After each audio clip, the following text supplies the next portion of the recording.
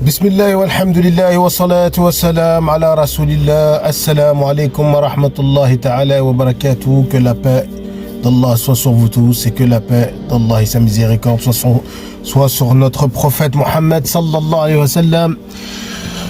Les maladies occultes, les maladies occultes, les maladies de l'âme, les maladies de l'âme. Nous avons par habitude, et ça c'est la majorité des gens, quand il leur arrive un mal occulte, une maladie de l'âme, ils ont pour habitude toujours d'aller regarder quelqu'un pour les soigner, pour les jeunes, aller voir leurs parents, leur en parler, ce qui est normal, d'aller voir un médecin, d'aller voir quelqu'un qui va les soulager. Alors que subhanallah, al-azim, la solution est en vous, mes frères et mes sœurs, la solution est en vous et pas chez les personnes, pas chez les gens. Subhanallah, là, cette maladie d'âme qui est en vous, comment les gens pourront la traiter meilleur que vous? Il faut essayer de retrouver ce sens de dua, ce sens où on lève les yeux au ciel, on lève les mains au ciel, on demande à Allah subhanahu wa ta'ala de nous guérir. On prend le livre de Dieu et on le lit, le Coran, avec l'intention de nous guérir. Pour ceux qui savent le lire en arabe, pour ceux qui ne savent pas le lire en arabe, qui l'écoutent en audio. Mais subhanallah, la force est en vous, mes frères et sœurs. La majorité des gens, qu'est-ce qu'ils font? Ils veulent courir vers des personnes pour qu'ils leur lisent 5 minutes, 10 minutes et hop, ils croient que ça va partir comme ça. C'est vrai, il y a des personnes, ils n'ont pas le choix. Ils sont obligés d'aller voir des raqis, ils sont obligés d'aller voir des imams, ils sont obligés d'aller voir des gens qui leur lisent parce que ils sont très faibles au niveau de la foi, ils sont très faibles au niveau de la religion et ils n'ont pas le choix. Mais mes frères et sœurs qui cheminent, mes frères et sœurs qui savent lire le Coran, mes frères et sœurs qui ne savent pas lire le Coran, mais qui cheminent quand même, arrêtez-vous un instant, regardez-vous vraiment dans un miroir et vous allez voir qu'en fait, que vous ne donnez pas tout de vous-même. En fait, la maladie occulte, il faut la comparer comme un loup. La maladie occulte qu'on a en nous, pour ceux qui sont malades, il faut la comparer comme un loup. Si tu n'es pas plus fort que le loup, tu vas perdre. Alors, comment être plus fort qu'un loup? Comment être plus fort qu'un loup? Eh bien, être un loup encore plus fort.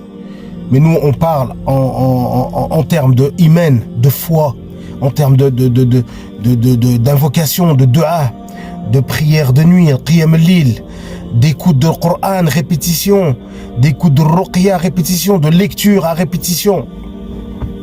Aujourd'hui, les frères et les sœurs, ils n'ont pas l'habitude de ça. Dès qu'il leur arrive un wes-wes, dès qu'il leur arrive un mal occulte, tout de suite, ils vont voir quelqu'un d'autre. Tout de suite, ils vont s'en remettre à quelqu'un d'autre. Alors que subhanallah, Allah subhanahu wa ta'ala, dans le Coran, il dit Inna kayda ash-shaytana kana da'ifa.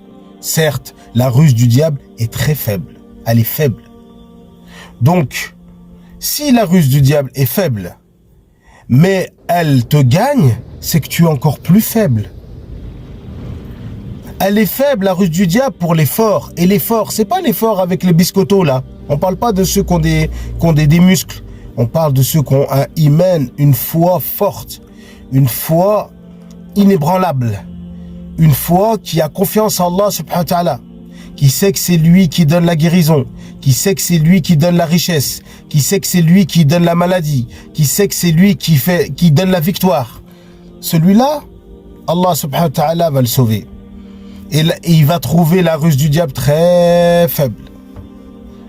Pourquoi je vous dis ça, mes frères et mes sœurs?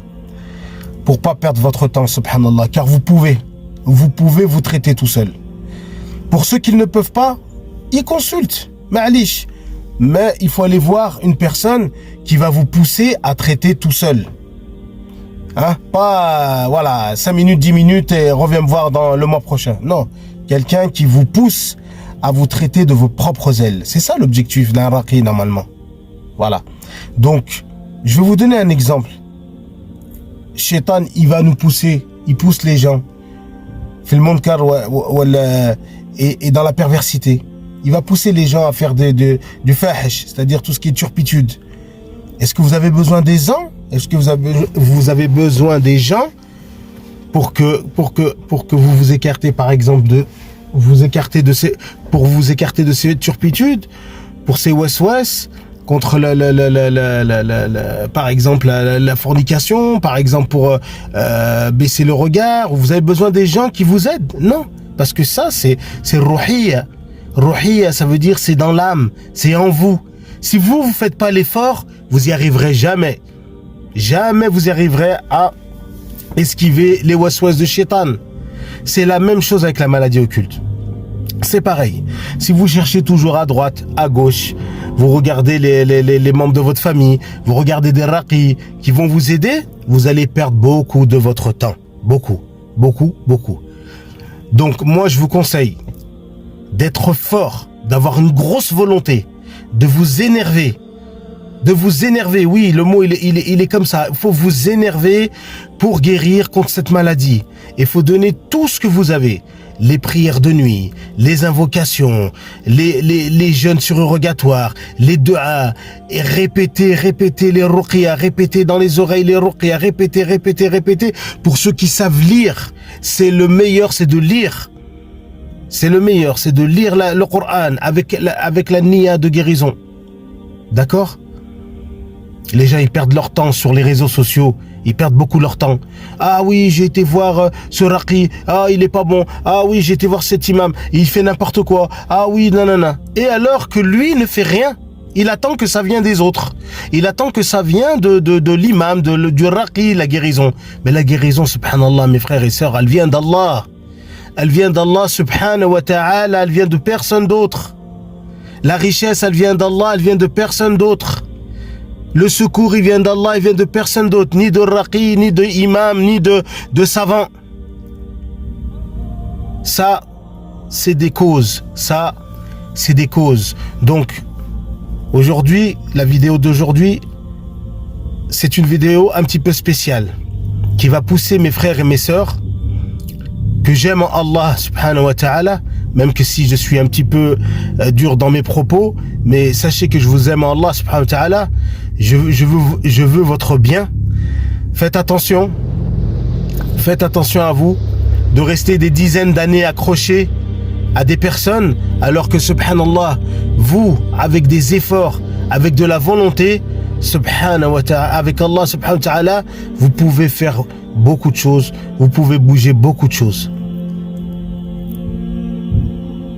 Qu'Allah subhanahu wa ta'ala nous guide, qu'Allah subhanahu wa ta'ala nous guérit tous, qu'Allah subhanahu wa ta'ala fait qu'on rentre au paradis Firdaus al-A'la, Inch'Allah, et que Inch'Allah on se débarrasse de ce mal occulte qui gangrène, et que Inch'Allah la personne sache, Inch'Allah, que tout seul il peut faire beaucoup de choses, et que si il va vers des personnes pour se faire aider, il faut qu'il sache que ça doit être un tremplin pour lui. Que la paix et la bénédiction d'Allah soit sur notre prophète Mohammed sallallahu alayhi wa sallam. Assalamu alaikum wa rahmatullahi ta'ala wa barakatuh.